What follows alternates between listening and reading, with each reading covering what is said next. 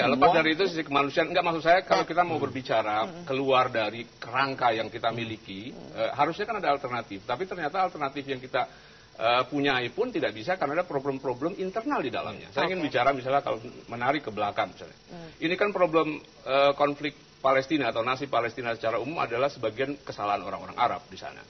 Misalnya ada two state solution yang itu merupakan resolusi PBB 181 Pak ya, kalau tidak salah itu yang solusi dua negara. Waktu itu kan yang menerima Israel, tapi orang-orang Arab semuanya menolak. Gitu. Yasser Arafat, PLO dan sebagian masyarakat Arab menunggu 40 tahun, yaitu pada tahun 1988 ketika PLO atau Otoritas Palestina mendeklarasikan negara Palestina yang secara tidak langsung mengakui keberadaan negara Israel.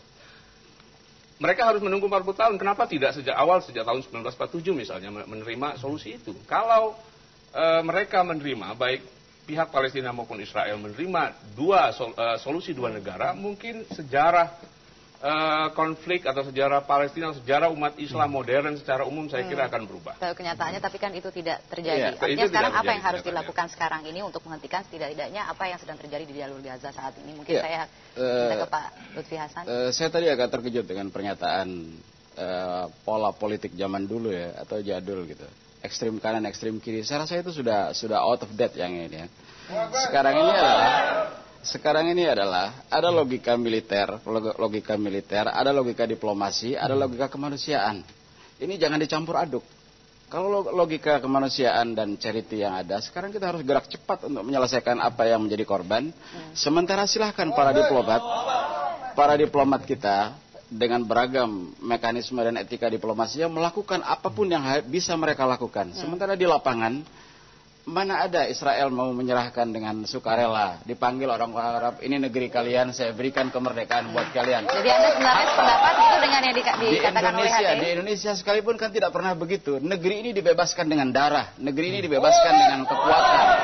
Tidak ada ceritanya negeri dijajah lalu diserahkan dengan sukarela. Jadi ini tersendiri logika militer di lapangan ini. Logika diplomasi ada alurnya. Saya boleh komentar. Dan diplomasi kita ini kan menganut total diplomasi. Harusnya seluruh elemen dan seluruh variabel yang ada digunakan sebagai bahan untuk mempreser negeri-negeri agar ini segera bisa terselesaikan. Gimana Pak Faisal? Menarik. Dalam hal ini kita harus realistis ya. Masalah Palestina kita lihat dalam kerangka bukan pertentangan antar agama sebenarnya. Kita melihat sebagai satu wilayah masih terjajah yang belum mendapatkan kemerdekaan setelah bangsa-bangsa lain masih terjajah. Jadi sikap politik kita sudah cukup jelas bahwa masalah ini adalah masalah penjajahan dan kita berjuang bersama untuk membantu membebaskan Palestina. Dan kemudian kalau kita lihat bagaimana kita mengkombinasikan sikap politik kita dalam perkembangan kasus ini, kita berjuang melalui forum diplomasi, kita secara real menyampaikan bantuan kemanusiaan. Dalam konteks peredam ketegangan, kita sudah juga menyampaikan satu usulan bagi penempatan tenaga monitoring untuk memonitor apabila gencatan senjata terjadi. Tapi itu tidak direspon? Itu satu proses ya. Kita tidak bisa apa yang kita kehendaki segera terjadi, tapi itu merupakan satu proses. Tidak bisa kita inginkan perdamaian terjadi segera, besoknya bisa kita dapatkan. Baik, kita berhenti di situ dulu, akan kita lanjutkan setelah pariwara berikut ini. Pemirsa tetaplah bersama kami, Forum Today's Dialogue akan segera kembali sesaat lagi.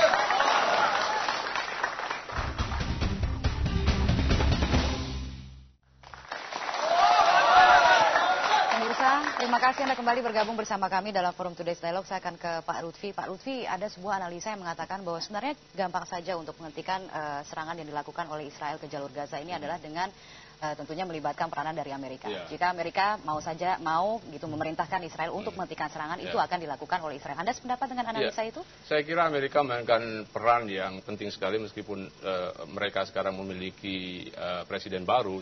Saya melihat tidak akan banyak perubahan politik luar negeri Amerika terhadap Israel ya. Tapi apa sih sebenarnya istimewanya Israel bagi Amerika? Dan itu sebetulnya menjadi pertanyaan buat orang Amerika sendiri. Baru-baru ini ada sebuah analisa misalnya, sebuah artikel yang mempelajari lobby Yahudi misalnya. Karena selama ini orang menganggap bahwa ini adalah keberhasilan lobby Yahudi. Lobby-lobby Arab di sana misalnya itu kalah bersaing dengan lobi Yahudi.